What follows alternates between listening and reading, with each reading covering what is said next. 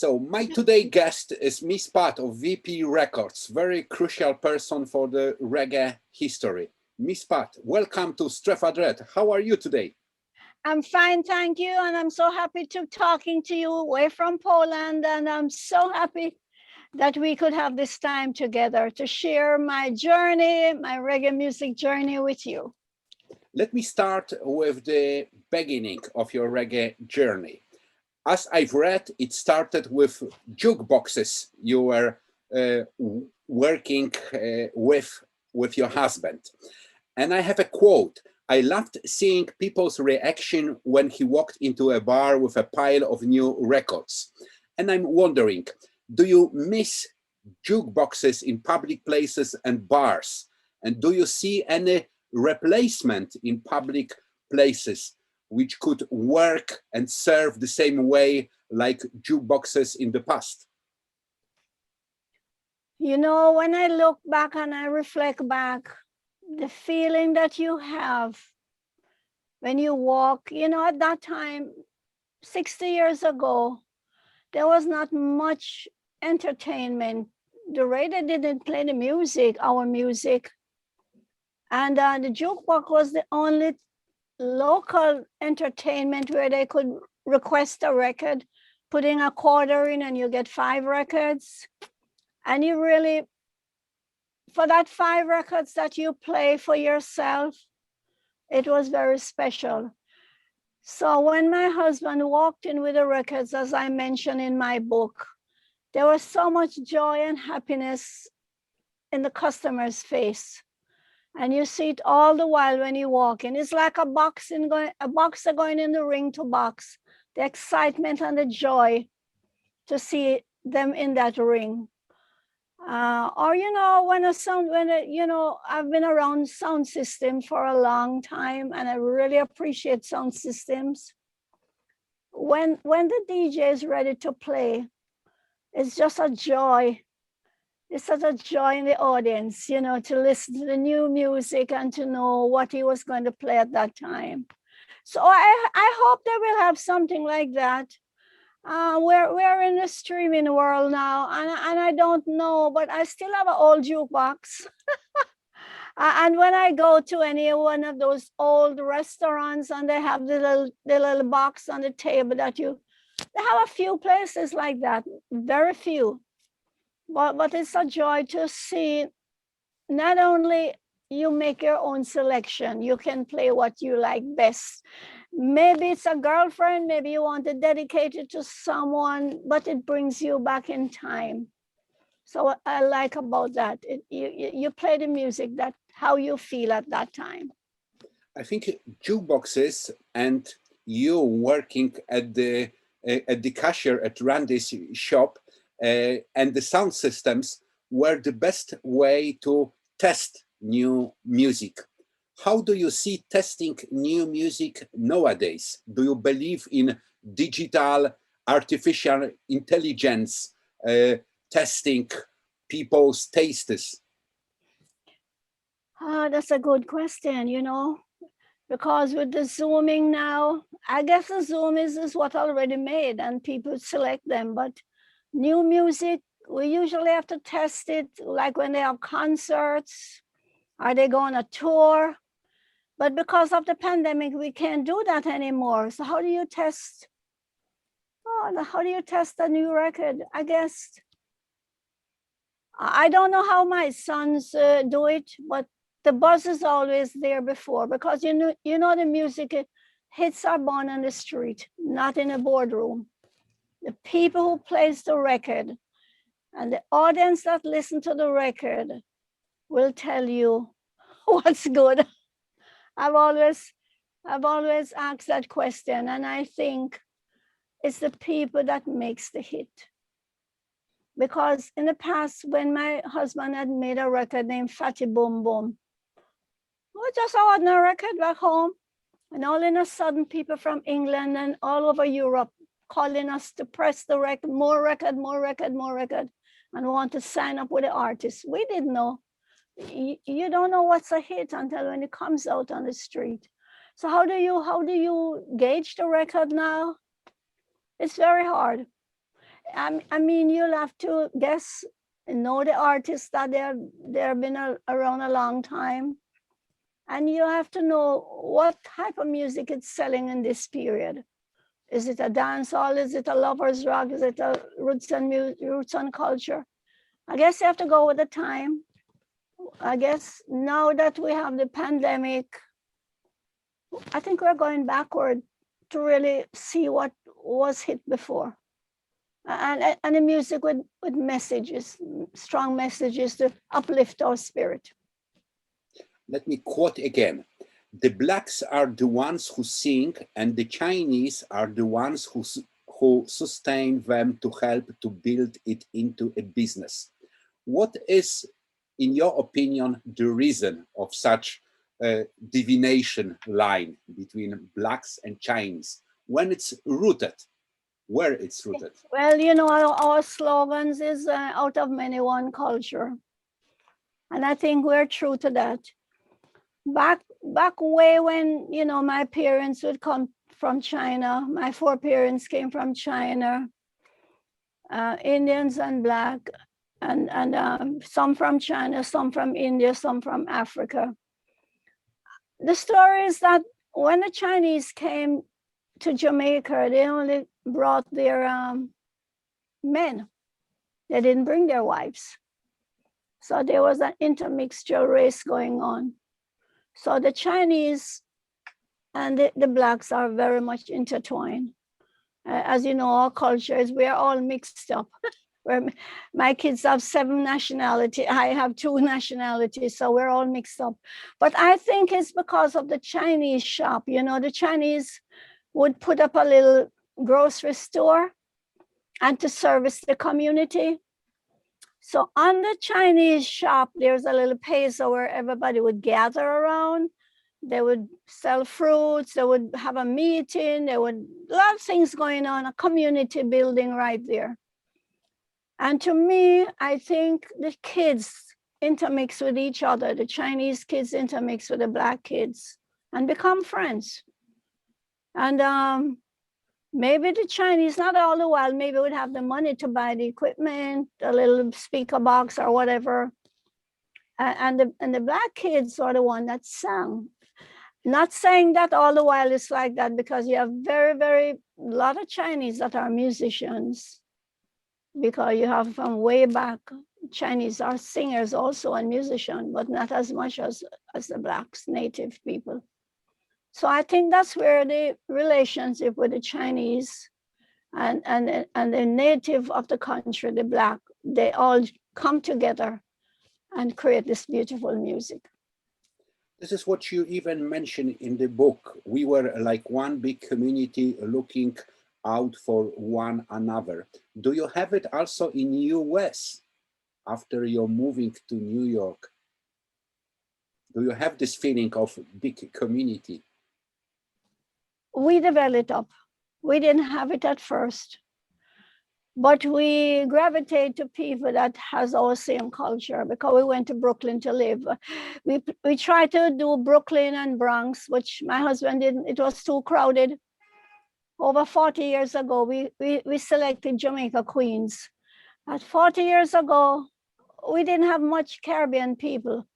But my husband liked the word Jamaica because it reminded him of back home. So we said, okay, we're going to settle in Jamaica to build a store here.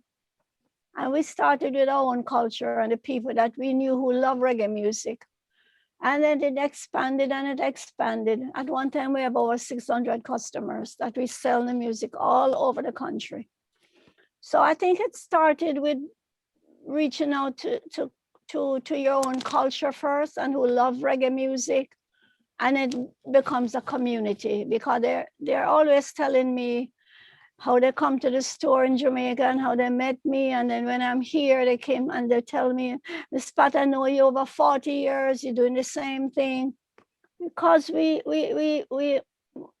think we so dedicated to our culture. We stick with the culture and we change with the times. Because, you know, as we do from 78, 45, cassette, DVD comes straight up. to download digital, then download. We have to change with the times too. Going back many years ago, Bob Marley was passing through your shop and the studio when you were 16 or 17 years old. What are your memories of this person?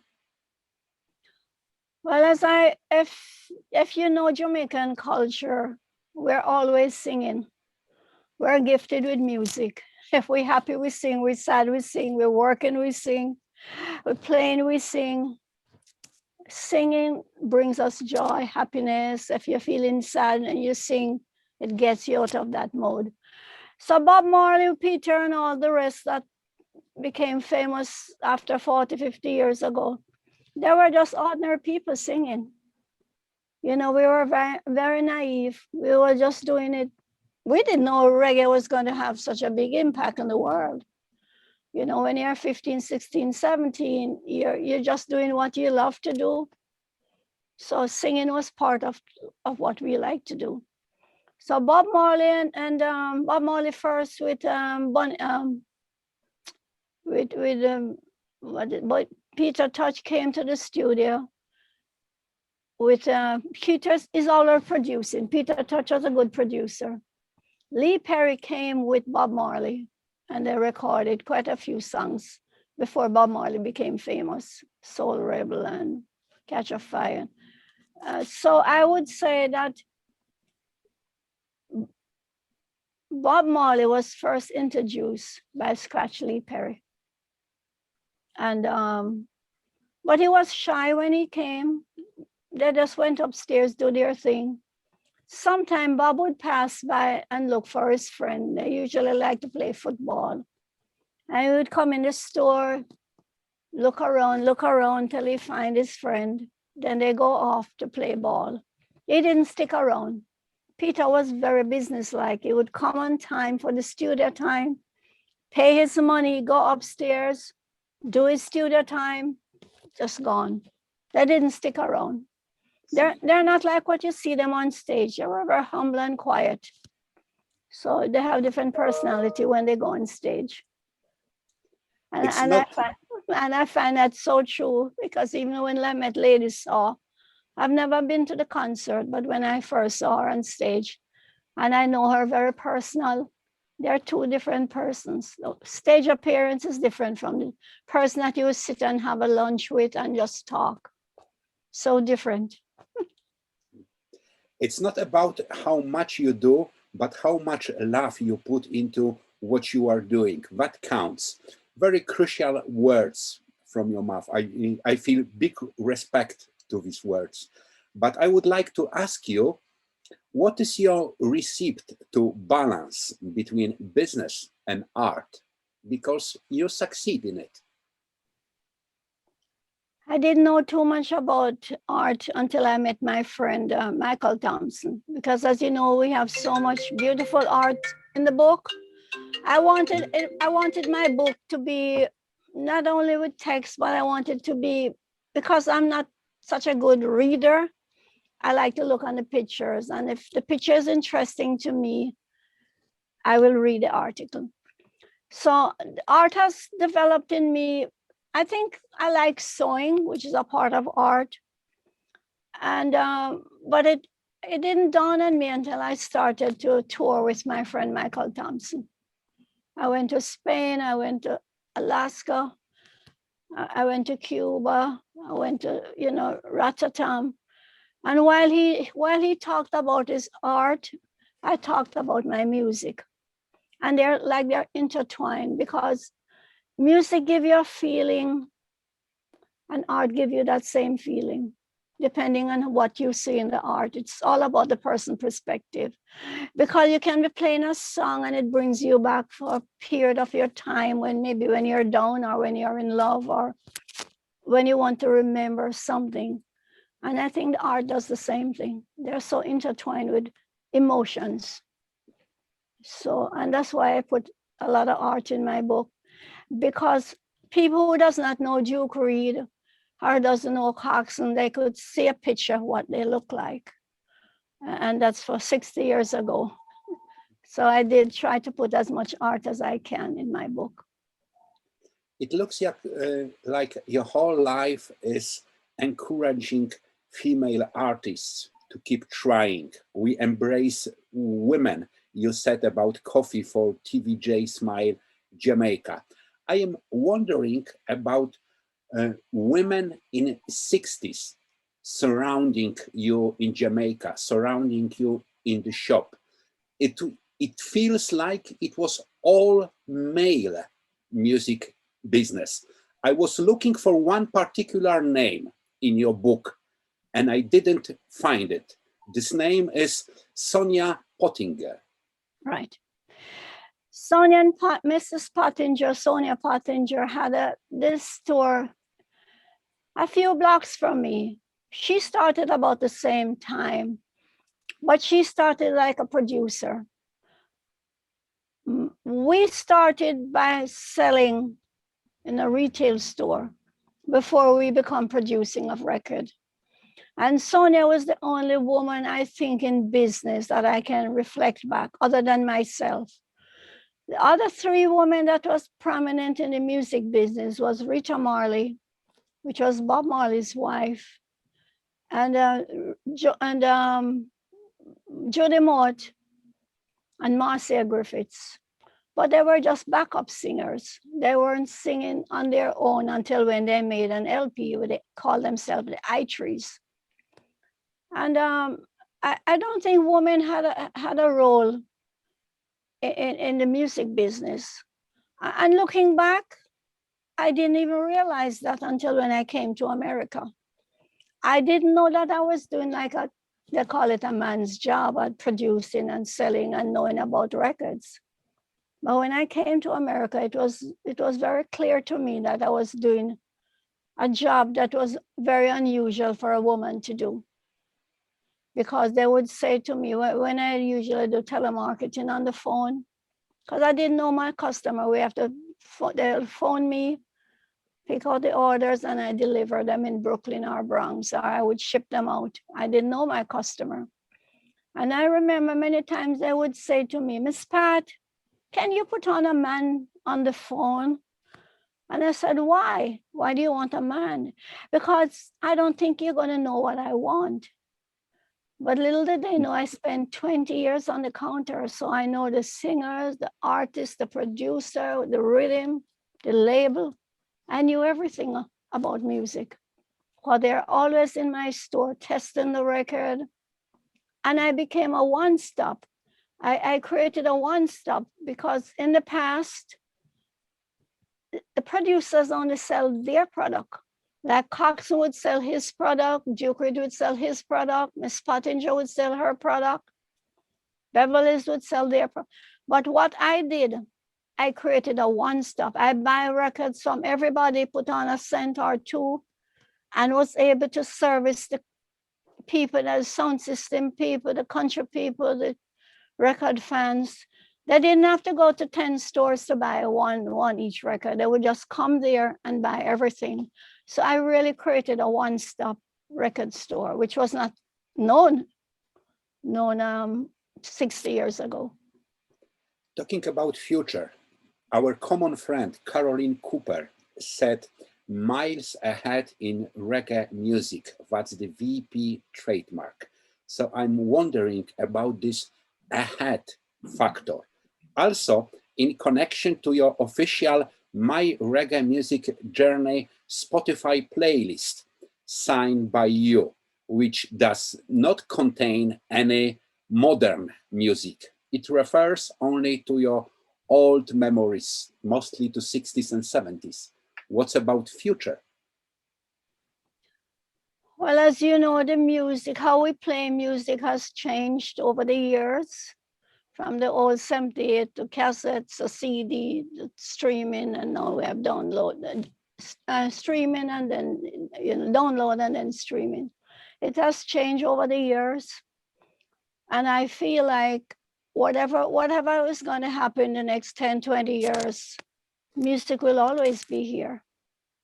Regardless of what, music never dies. Regardless of how old the music is, when you hear it for the first time, it's just as sweet. when I went to Spain, Rotterdam, and David Radigan was on the ear, and he would have played some of my husband's record that made 60 years ago. You could you could see the young people like 18, 20, they didn't even think of being born yet. And they were just joyous and feel so happy when they put on one of my husband's record. So I would say that music will never die, and for the future, music is always here to stay, whether reggae music or any type of music. You know, I've been looking back to a lot of the older music, and I think some music that when they came out, they didn't make a hit. Maybe it wasn't the right time, maybe it wasn't their time.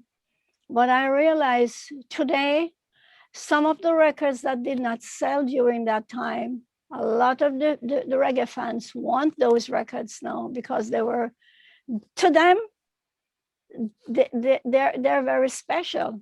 Maybe they didn't sell at the time when they came out, but they want the oldies now. Whoever is young and want to see what happened 60 years ago, they want to catch up on that period now. So I think the evolution of music will ever go on. We will still have reggae fans. We will still have people wants to know what happened 60 or 70 years ago, what was hitting at that time. And I also think it goes with your age.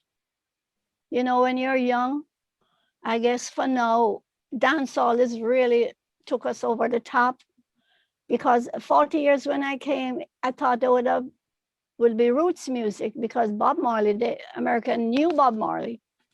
But I brought a lot of roots music, Israel Vibration, lot of roots music.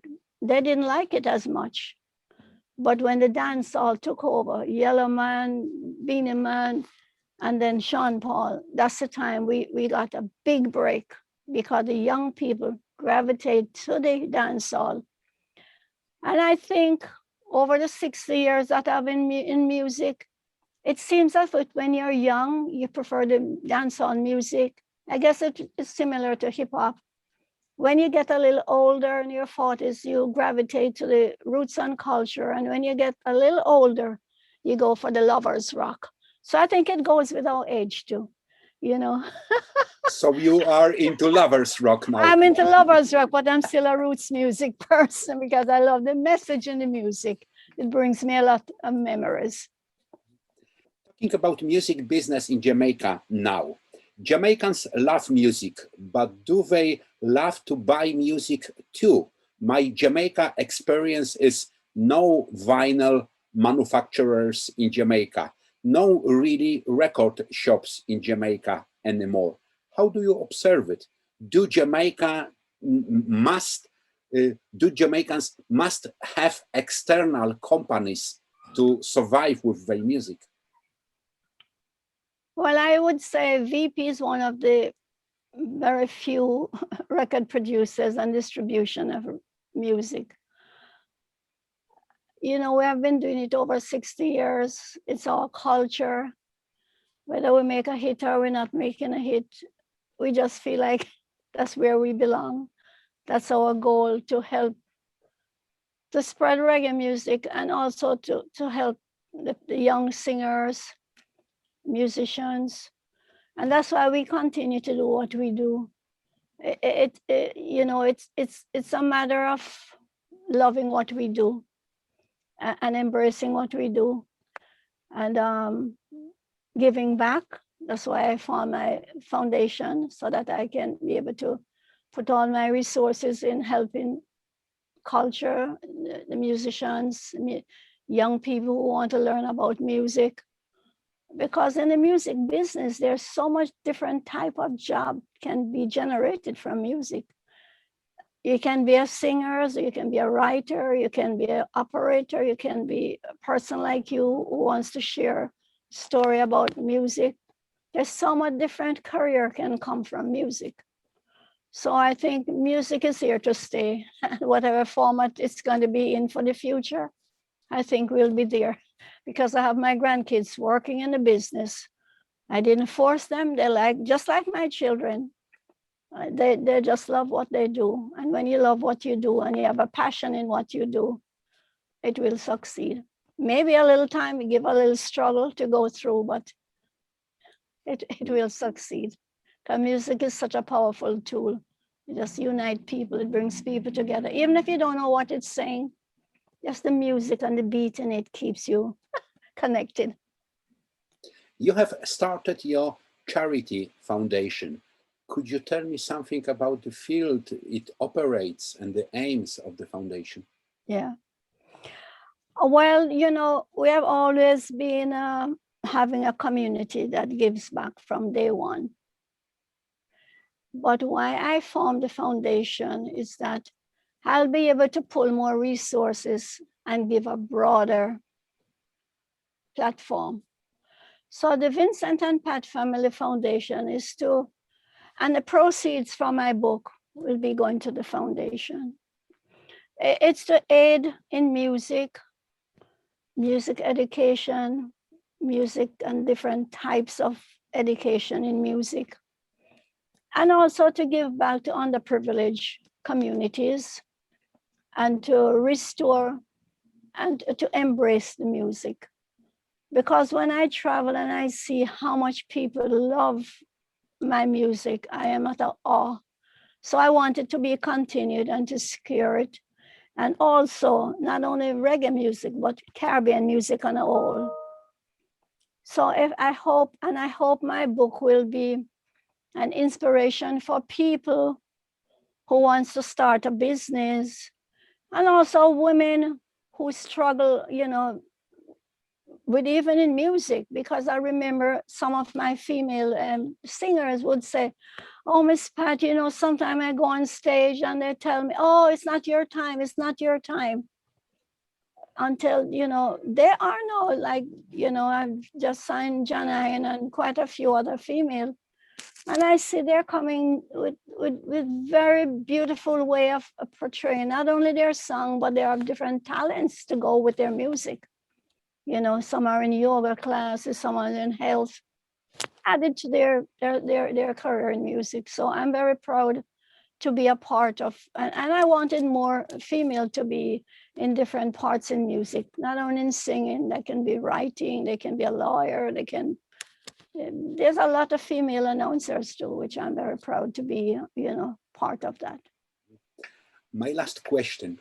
I think your life story is such an amazing one, but it could be even a subject for feature film. And if so, who could act as young Miss Pat in this movie? Oh, that's a hard one. I've been approached to make a documentary. That's a hard one. I think I would love to be a part of it just as myself now, but who could be a young Miss Pat? I'm sure there's a lot of ladies out there that could be a part, could to that my part. But sharing my story in a documentary and a series of movie, I think would be a great way of spreading my wings more, so that I can have more capital to give back to music industry. And I'd love that, but I don't know who could. I'm sure there's a lot of people that could really act my part. But There off was my head, I don't know who could do it right now.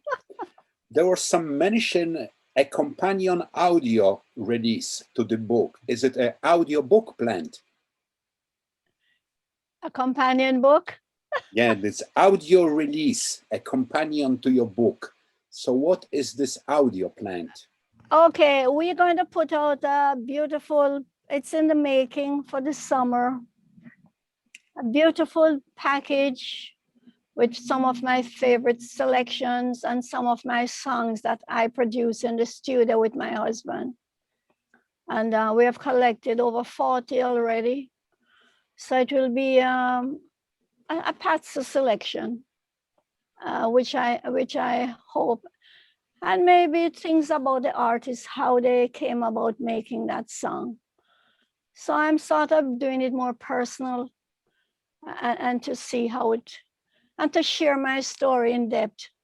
For example, when I met Alton Ellis, you know, a little before he passed away, I talked with him while he was in the hospital. And he remembers so clearly when we made Too Late to Turn Back, and that was like 40 years ago. And we chatted about that. And so much, I have relationship with most of the singers and producers. So there's a lot more story to be told.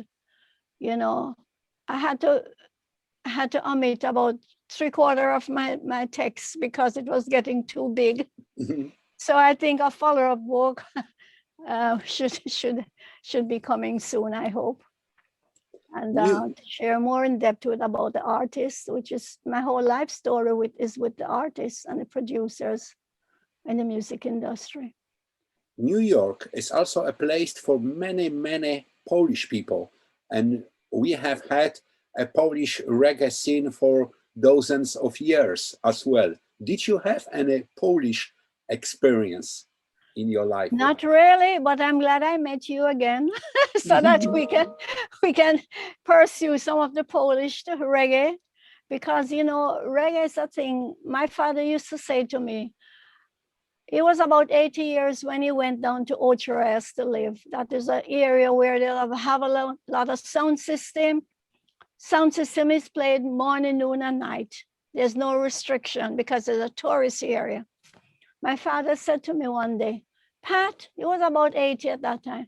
Pat, I really don't know what they're saying in those, because it's dance all time. A lot of DJs rapping. I really don't know what they're saying in the record, you know, but because you're in the business, I get to love it. So it's all, you know, when people doesn't know the words, like in Japan, they don't know the words, but they just love the beat, you know. You know, it's just something very special about music. You don't have to even know what they're saying, but they love it. So I'm very happy that I met you again to say I'm going to pursue the Polish reggae and see the story about how the Polish people like reggae music. It should be interesting. The Japanese like reggae, the Irish people, you know, it's such a beautiful way that music connects people together. Regardless of what country or what language you talk, music is the equalizer to bring people together. Thank you very much, Miss Pat, for this beautiful conversation, for giving me your time, and lots of good health to you. I'm looking forward to new releases for VP. I have been playing a lot of your releases. I'm on your promo list, so I have been receiving all the new music and I really appreciate it. Thanks very much I want for to it. thank you also for your loving my music and spreading my music all over the world. And I want to tell your listeners and all the reggae fans, artists, the producers, sound system, and everybody who loves my music. Thank you very much. Thank Because you. without your fans and the reggae enthusiastic people, we wouldn't have a VP record. So we all are united together because of the music. Thank you very much, way in Poland. I have to come and visit you one day, hopefully. You have to come. Yeah, you have to come. Thank you. And I like your display of the music around your bag. There's a lot of music. Thank you It's very also much. my life. Thank you very much. Have a wonderful time. And you will hear from me. And I want you to share about your Polish reggae with me. Thank you. Thank you very much.